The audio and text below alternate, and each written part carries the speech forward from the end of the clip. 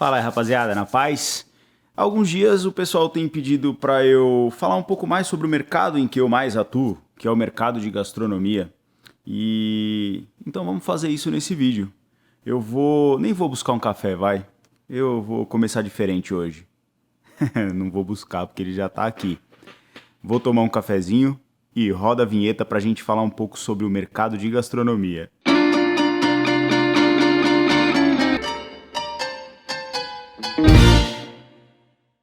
Bom, vamos nessa. Eu, para falar desse assunto, dividi em duas partes esse vídeo, esse conteúdo, eu diria. A primeira, em grandes produções, que é uma coisa que a gente vive menos, mas acho legal tentar ilustrar aí, tentar mostrar um pouco do caminho das pedras aí para você que tem esse objetivo. E a segunda parte é falar um pouco sobre produções médias e pequenas. As facilidades, dificuldades, o tipo de situação que você deve encontrar, né? Que é muito similar à que eu vivo, se você escolher atuar por esse caminho aí de médias e pequenas produções. Eu gosto sempre de falar que não existe a verdade absoluta. O que existe é, eu vivi essas três situações, né? Esse conteúdo dividido em duas partes, apresentam pra gente três situações: grandes produções, médias e pequenas. Eu vivi todas elas, vivo grande parte delas, mas certamente não vivi todas. Então, certamente há diferenças aí, caso outras pessoas tenham vivido. Então, pega o que eu vou falar agora, junta com o seu conhecimento, pesquisa outras fontes e vai juntando ali na sua cabeça para que você tenha o máximo de conhecimento possível sobre as possibilidades de se trabalhar com gastronomia. Fechado? Vamos começar pelas grandes produções. Eu até fiz uma colinha aqui, mas eu vou tentar vir no meu HD aqui, na minha cabeça, e lembrar de fato o que aconteceu quando se teve uma grande produção. Para você trabalhar com uma grande produção, vamos lá, acho que isso serve até para qualquer mercado, mas para gastronomia, para você trabalhar com uma grande produção, você vai precisar, por exemplo, na gastronomia é muito comum você ter um big slow, né? Uma câmera com, sei lá, 500 frames por segundo. Acho que você já deve ter visto alguma coisa, por exemplo, um panetone rasgando um panetone ou subindo um chocolate. Enfim, as grandes produções de gastronomia requer muitos equipamentos, além de profissionais muito específicos para funcionar. Então, vamos falar um pouco sobre os profissionais. Existe uma profissão chamada food styling. Essa é uma profissão que você, mesmo que tenha o melhor equipamento do mundo e que você tenha à sua disposição a pessoa que desenvolveu aquele produto, né, aquele bolo, aquela pizza, seja qual for o prato que você vai filmar, é muito importante que você tenha um food styling à sua disposição. Por quê? Porque o food styling ele vai trazer para a sua cena a evidência no prato que você precisa para deixar ele mais bonito. Então, além da beleza do prato, ele vai se preocupar em trazer para você uma salsinha fresca. Ele vai borrifar um pouquinho de água naquela salsinha. Ele vai trazer o tomate cereja sem amassar. Então, assim, além de profissionais de logger, de câmeras, foquista, enfim, seja qual for as pessoas de operação que você precisa, você ainda vai precisar de alguém tecnicamente bom com comida, tá? Então, em grandes produções, isso é necessário. Assim como equipamentos. Pô, não sei se você já viu, se você vai se recordar, tá muito na moda propagandas por exemplo, da cerveja Brahma, que é aquela Brahma duplo malte. Você já viu o backstage? Procura o backstage de como foi feito uma das propagandas da Brahma puro malte. Eles usam um equipamento chamado Cambo, se eu não me engano. E, cara, assim, o diretor ali, ele tem N possibilidades porque ele tem um equipamento na mão extremamente automático. Não sei se você já viu, dá uma pesquisada. Ele faz um caminho com a câmera que manualmente seria praticamente impossível de ser feito. Então, grandes produções de gastronomia pedem esses elementos específicos. Outra coisa que grandes produções também pedem normalmente são atores, atrizes, que consigam ali meio que, de fato... isso também serve para outros mercados, mas para gastronomia acho que pega bastante. Assim, você não vai colocar alguém com uma característica muito churrasqueira para fazer uma propaganda de um Nescau ou de um chocolatezinho delicado, sabe? Existem essas características assim que a galera procura e que também faz parte ali de quem quer viver desse mercado, entender o porquê isso acontece. Nós já vivemos isso, por exemplo, fazendo para Ferrero Rocher algumas coisas. Então, à época, era necessário que fosse uma mulher que tivesse uma família, porque a campanha pedia uma união familiar no Natal. Então era para introduzir o Ferrero Rocher dentro de um ambiente natalino e familiar. Então a personagem, na época uma atriz global muito famosa, também era conhecida por conta da sua família, era casada com um rapaz famoso. Então tudo isso, grandes produções de gastronomia pede.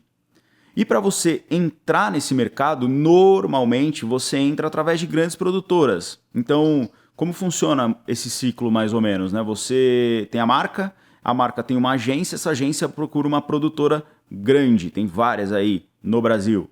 Então, se você tem interesse em trabalhar nesse mercado, você precisa entender o fluxo de uma grande produtora, né? A disposição de cargos de uma grande produtora e falar assim, bom, eu vou estudar para ser assistente de direção, ou vou estudar para ser câmera operador, ou vou estudar para ser um logger, ou vou estudar, enfim. E aí você vai conseguir, provavelmente, depois de estudar bastante, entrar numa produtora que atenda uma grande conta e essa grande conta você vai... E com essa grande conta você vai passar a viver essa produção de gastronomia grande. É uma coisa que eu vivi e não tenho muita saudade, não. Vamos para as outras duas possibilidades, as médias e as pequenas. Só para finalizar essa parte de grandes produções, dependendo da forma como você quer entrar nesse mercado, você não precisa nem ter equipamento, basta ter o conhecimento. É muito comum locar esses equipamentos. Agora, de repente você quer entrar como um operador de câmera, e aí, de repente, você ter o seu próprio kit te gera mais facilidade ali de operação e isso faz com que você consiga realizar trabalhos melhores e um diretor veja esse trabalho que você fez e te convide para participar de uma campanha do qual ele está dirigindo, tá? Então, acho que isso é importante também falar para você que quer participar de grandes produções gastronômicas no futuro. Tá, vamos para as médias produções. E aí, qual é a grande diferença, eu diria? A grande diferença, praticamente o número de pessoas no set, né? Enquanto numa grande produção você eventualmente tem que locar uma casa, ambientizar diferentes situações, as médias produções é possível fazer em espaços menores, com menos pessoas, com equipamentos menos tecnológicos, porque são produções mais baratas. Nessas produções que eu me sinto mais em casa, ou seja, você precisa de assistentes, você precisa de um food styling, você precisa de pessoas capacitadas ali para executar algumas funções, mas você consegue com um time menor e mais autonomia, inclusive, dos processos, você consegue fazer bons filmes, né? Produções médias, entenda marcas grandes com necessidade de muita qualidade, mas que você precisa de alguma maneira... muitas vezes não trabalhar com ator, você precisa conseguir otimizar tempo, juntar mais processos de gravação na mesma diária para reduzir custo, né? Normalmente não é uma publicidade de televisão, por exemplo, ou uma campanha muito grande, né? A gente, por exemplo, faz para uma marca, por exemplo, aquela marca de farinha chamada Renata. Cara, são vídeos lindos, vídeos bem bonitos mesmo, que exigem da gente bastante qualidade, mas que a gente consegue fazer com um time menor, porque é um ciclo ali que se repete, que quando você entende aquele movimento, aquele passo a passo, você passa a ter mais facilidade de produção. E vale reforçar, não é menos qualidade, entrega-se muita coisa em RAW, em log, tudo que tem de maior qualidade também em produções médias. É óbvio que se numa grande produção você tem que colocar uma ARRI de não sei quantos R$1.000 a diária, na produção média você precisa tentar trazer para essas produções equipamentos com muita qualidade, mas que também entreguem imagens lindas. Eu estou falando de câmeras, mas sabemos que boa iluminação, enfim, bom acabamento dos pratos, processos com takes pensados, storyboard legal, que esse storyboard vira meio padrão para quando for gravar aquela marca por conta da repetição de receitas. Então as produções médias, que é praticamente onde a gente mais trabalha na gastronomia,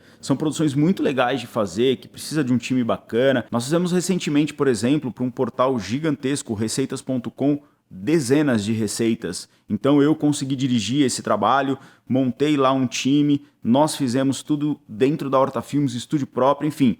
Então é uma produção que exige qualidade, mas que é possível fazer com o menor número de pessoas, que você consegue otimizar alguns processos, usar equipamentos mais acessíveis. E para entrar nesse mercado, por exemplo, também pode-se dizer que é através de uma produtora ou também através de prospecção, né? Você de repente consegue montar um time seu e ir atrás de ou agências que intermediam esse negócio com players grandes do mercado, né, que exigem essas produções médias, ou através de contato direto com o cliente mesmo. Então você precisa ter um time confiável, um espaço para gravar, mas é possível, tá? Então eu estou tentando aqui dar os caminhos que, diferente de grandes produções, que assim, não vou falar impossível para não ser assim. Eu vou falar assim, ó, grandes produções vai ser impossível você pegar uma câmera e ir direto com o cliente e falar, eu faço uma propaganda para Sadia. Sei lá, vamos chutar um nome qualquer. Vai ser muito difícil. Nas médias produções, se você tiver muita qualidade, tiver um time estruturado e conseguir transparecer isso para essas marcas, é possível, tá? É mais fácil nas pequenas, nós vamos falar já já. Mas é possível fazer para médias produções através de prospecção própria. Na média produção, é uma... Apesar de ser uma produção menor que a grande, né, o próprio nome diz, eu diria que é uma sinuca, assim, porque você tem que entregar uma qualidade de grande nível, porque é isso que se espera do seu trabalho. E normalmente tem verbas, tem tempo menores do que o ideal. O que é comum no nosso mercado, você que está me assistindo provavelmente sabe, mas na média produção você fica nessa linha tênue de, cara, se eu atrasar é problema, se eu não posso gastar muito, porque se eu gastar muito, de repente já viraria preço de grande produção, e aí o cara prefere fazer outro tipo de trabalho, né? Desde que aquilo esteja claro na estratégia dele. Então, assim, a média produção, ela é possível para muita gente, mas ela tem, assim como as outras, tem que ter um certo cuidado ali, porque o médio é muito difícil, né? Assim, quando a coisa é média, no sentido de ela pode sair muito caro ou ter pouco tempo para ser produzida, porque dependendo da interpretação do cliente, você consegue fazer aquilo rápido porque não é uma grande produção, ou você consegue fazer aquilo barato porque não é uma grande produção, você precisa tomar bastante cuidado, que você cai numas pegadinhas meio esquisitas, do tipo, tá bom, vou fazer essa rapidinho. Aí tem 10 vai e volta de refação, porque você imaginava uma coisa, o cliente transpareceu que fosse aquela coisa, mas na hora de finalizar era trabalho grande.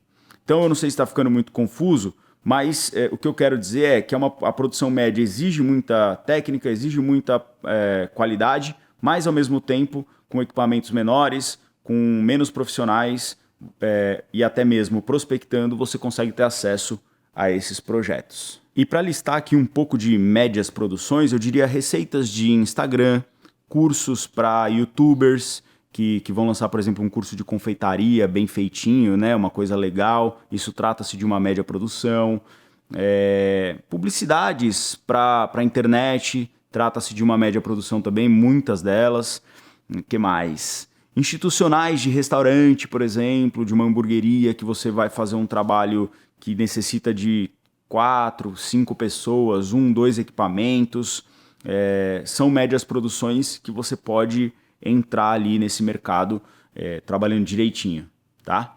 Mas vamos falar um pouquinho sobre as pequenas produções. Essa daí que abre muitas portas para as pessoas, mas calma aí, vamos falar sobre ela. A pequena produção de gastronomia, ela é a porta de entrada. Vamos lá, quero entrar no mercado de gastronomia. Tem um equipamento, tem uma lente, tem uma câmera, tem uma lente, tem uma luz. Tá, vou na pizzaria da esquina da minha casa, ou tenho um conhecido que faz um brigadeiro, e vou falar para ele que eu vou fazer um B-roll rapidinho e vamos nessa. Aí você aprende aquela técnica de B-roll, faz aquilo para um amigo conhecido, esse amigo conhecido te elogia pra caramba, você cobra R$250 para fazer. Cara, entrou no mercado de gastronomia, fez para um amigo, o amigo indicou para um primo que tem uma sorveteria ou que tem uma pizzaria, uma hamburgueria, abriu lá no iFood, tal, você foi e fez 5. No formato B-roll, você sai com a câmera daqui, chega lá, enfim, você fez. Entrou no mercado, olha, tô no mercado. Mas você vai começar a perceber que a pequena produção tem algumas pegadinhas. Porque o cara fala assim, pô, você consegue fazer um vídeo pra mim? Consigo. Você fazia por R$250, pô, você fazia aquilo pra aprender, sei lá por qual motivo você fazia. E de repente ele passa a te comparar com algum conhecido dele que faz aquilo com o celular. entenda aqui uma coisa, não é a crítica de fazer com o celular ou não. É que muitas vezes a pessoa que faz esse tipo de comparação não entende o trabalho que dá você comprar o equipamento, estudar o uso daquele equipamento, estudar a técnica de um B-roll ou de qualquer outro tipo de filme, aplicar aquilo, né, ter uma boa luz, e aí ele fala assim, eu faço esse videozinho com o celular aqui que você vê que não tem qualidade, e aí ele passa, quando ele vai solicitar orçamento para você, passa a te comparar com esse tipo de trabalho, ou seja, um amador que pega um celular contra um profissional que, mesmo que fez alguns vídeos baratos no processo de aprendizado, é um profissional, e que aí nessa hora encontra uma certa dificuldade de precificar o valor que se vale por um vídeo. Além de ter dificuldade também de argumentar, porque uma vez que você saiu fazendo videozinhos para amigos e recebeu muitos elogios, você chega nesse cara com confiança e esse cara te compara com um amador. Quando ele te compara com um amador, você algumas vezes pode ceder ou bater o pé. Vamos supor que você cedeu, cobrou mais barato. Cobrou mais barato, fez o vídeo para esse cara que já não é mais seu amigo, ele chegou através de um portfólio seu, ou enfim, chegou através de uma indicação, você fez o vídeo para ele. Esse cara, ele pode pedir 10, 15 refações do trabalho que você fez. Porque antes dele, você fazia para amigos, e muitas vezes quando você faz as coisas para amigos, eles podem até falar, não, até dá para fazer isso, mas tá ótimo, tá lindo, tá? Então é um mercado que é uma porta de entrada, você tem muitas facilidades, você bate na porta de uma hamburgueria, faz um B-rollzinho, você tá no mercado. Você fez, tem um portfólio tal, é possível entrar, é um canal de entrada. Eu acho que se fosse hoje é o que eu faria, bato na porta de alguém, deixa eu fazer um vídeo barato, faria isso por algum tempo para pegar a mão do negócio, para pegar o entendimento da qualidade das coisas e entraria. Só que chega em determinado momento que essa transição para o mercado médio fica dificultada, porque as pessoas te conhecem por aquele trabalho naquele valor e naquele formato que você fez, e aí passar para um outro nível, vamos chamar assim, fica mais difícil. E aí você me pergunta, mas Renato, mas como que faz então? Tenta equilibrar. Você faz um vídeo mais barato ou com uma técnica numa produção pequena, e o que seria essa produção pequena? Você e mais um. Você e mais um, tenta pegar, se vai fazer para uma hamburgueria, tenta pegar o item bem fresquinho, pega uma referência de como monta um hambúrguer vistoso, tenta pedir para a pessoa já fazer aquilo da melhor maneira possível, porque você não tem à disposição um food styling, por exemplo. Então, tentou fazer isso, vai, você, um amigo, um assistente, vai fazendo, faz um desse, mas tenta também fazer outros formatos.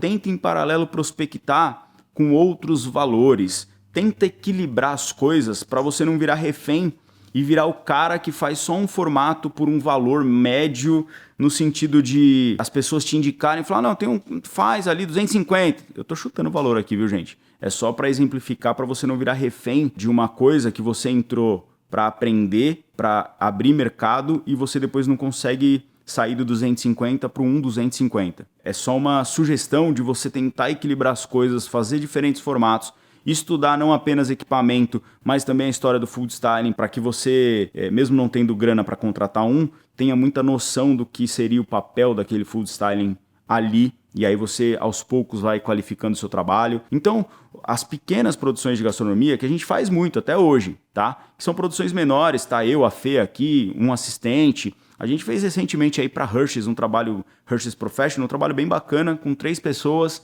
Fomos captar, editamos, entregamos 8 vídeos para os caras, nivelados por cima. Vídeos legais, bem feitinhos, contando a história de cada confeiteira que foi lá participar do curso que eles ofereceram gratuitamente. Então, assim, foi um trabalho bem bonito, que foi uma produção pequena e que é possível você entrar caso você tenha interesse. Nas produções pequenas, a grande vantagem é que você, com uma câmera e uma lente bem escolhida, consegue fazer ali muita coisa, muita coisa. Entra no mercado, é um mercado que dá muito trabalho, que é demais, acho que toda produção audiovisual dá muito trabalho, mas o gastronomia acaba que dá um pouco mais, porque se você necessita de uma matéria-prima sempre fresquinha, sempre precisa de um terceiro ali para fazer aquela cocção, para fazer aquelas paradas. É claro que tem como fazer uma gambiarrinha aqui e outra acolá, mas não é o ideal. Só que é um mercado assim muito aberto, ele aceita muita gente. Ele tem muito mercado, né? Assim, se você pensar a quantidade de comércios que precisam de publicidade, de um videozinho, Tem uma galera chamada... não vou lembrar. Pô, uma galera que sai fazendo videozinhos aí pros comércios. É muito louco, é muito legal assim, o trabalho deles e mostra o quão é importante o vídeo na vida do pequeno comerciante, do pequeno empreendedor, e isso seria tratado como uma produção pequena aqui na nossa divisão, tá? Então você vê que ali é possível fazer, esses caras fazem com 2, 3 pessoas também, uma iluminação, um trabalho muito bacana. E chegaram a grandes marcas através de pequenas produções. Por quê? Porque eles não nivelaram por baixo. Eles fizeram a parada, às vezes até gratuitamente, mas na hora de conversar com o cliente, eles valorizaram o trabalho deles mesmos. O papo tá longo, né? Mas vamos meio que finalizando por aqui. O que é importante falar de qualquer produção, mas principalmente da pequena, é também a questão das referências que o cliente traz. É muito comum o cara falar, oh, faz um vídeo pra mim, tal, ele te manda a referência da propaganda da Nike com o Ronaldo Fenômeno. E aí ele quer pagar 250 naquele vídeo lá. Você fala, meu amigo, não dá pra fazer esse vídeo por 250. Não dá.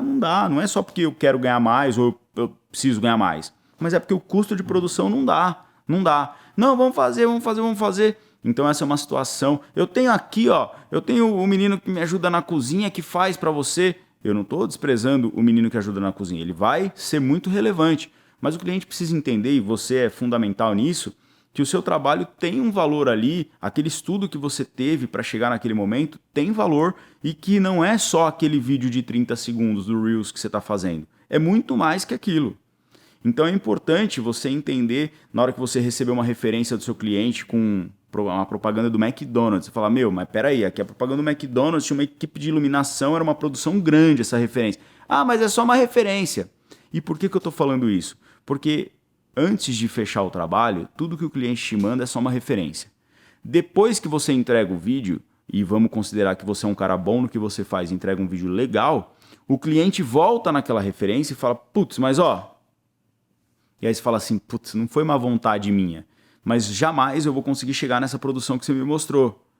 O vídeo que eu fiz tá lindo, e tá mesmo, tá muito a caminho daquela referência que o cliente te mandou, mas certamente não vai ficar igual, porque trata-se de um filme de 500 mil reais contra um vídeo de 5 mil reais. Então não tem como. O que dá para fazer? Dá para fazer um vídeo muito legal com 5 mil reais, mas é importante esclarecer isso na hora da referência, porque senão ela some, ela vem no começo da negociação, aí dá uma sumida porque o cliente está conseguindo o desconto que ele pediu e está falando que vai ser fácil, aquilo é só uma referência, mas depois na hora que você entrega, a referência volta como forma de cobrança de que seu vídeo não está 100%. Então toma muito cuidado com isso, porque nas pequenas produções, como não tem normalmente storyboard, como não tem um briefingzinho legal, como não tem muitas vezes o mood do cliente, né? Que é fundamental para qualquer campanha e principalmente para as de gastronomia. O que é o mood do cliente? Pô, você vai colocar uns pratos no cenário, a marca é azul, você não vai pôr prato vermelho. Então tem uma série de pequenas técnicas ali legais que na produção pequena elas não aparecem.